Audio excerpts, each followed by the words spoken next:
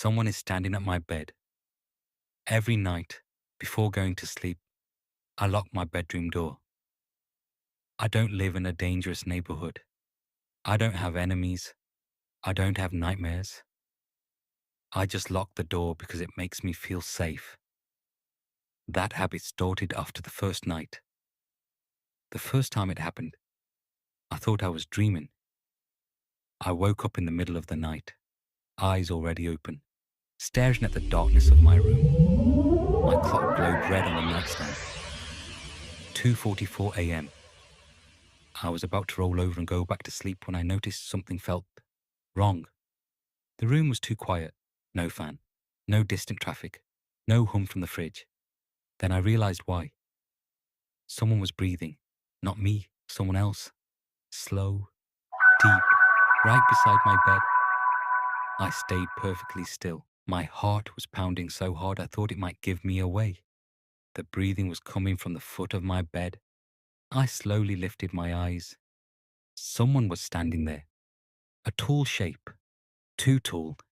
Barely visible in the dark. I couldn't see a face, but I knew it was facing me. Watching. I squeezed my eyes shut and told myself this was a dream. I counted in my head. 1, 2, 3. When I opened my eyes again, the room was empty. The breathing was gone. I didn't sleep the rest of the night. The next day I told myself it was sleep paralysis. Everyone says that. It's comforting. It gives you something logical to blame. That night, I locked my bedroom door. I woke up again at 2:44 a.m.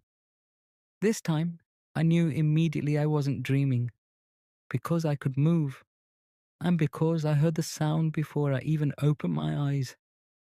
The sound of bare feet on carpet, slow footsteps, step, step, step. They stopped at the foot of my bed. I opened my eyes. The shape was back, standing closer this time. I could see more detail now. Long arms hanging at its sides, its head tilted slightly like it was curious. Then it spoke. Why do you lock the door? His voice was quiet, calm, too calm. I screamed and reached for my lamp. The light snapped on. The room was empty. The door was still locked. No footprints. No signs of anyone else. I didn't sleep at all. On the third night, I stayed awake on purpose. I sat up in bed, lights on, phone in my hand, waiting. 2:43 a.m. Nothing. 2:44 a.m. The light flickered. Then I heard it, a soft click. My bedroom door handle turned. Slowly, carefully. I stared at it, frozen. The handle stopped, then turned again. I jumped out of bed and backed against the wall. The handle stopped moving. Silence. Then a soft voice came through the door. I know you're awake. My stomach dropped. You always wake up before I come in, it said. I screamed and ran to the door, yanking it open.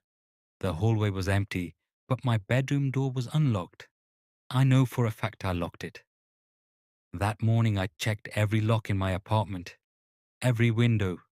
Everything was secure. I even placed a chair under the door handle that night. It didn't help. At 2:44 a.m. I woke up again. The chair was tipped over, the door was open, and it was standing right beside my bed. I could see its face now. It looked almost human.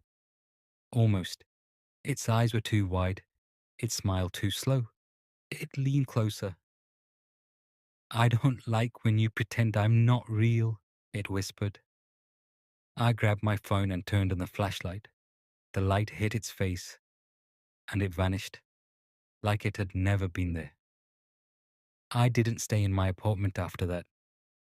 I stayed with a friend, then a hotel, then another hotel.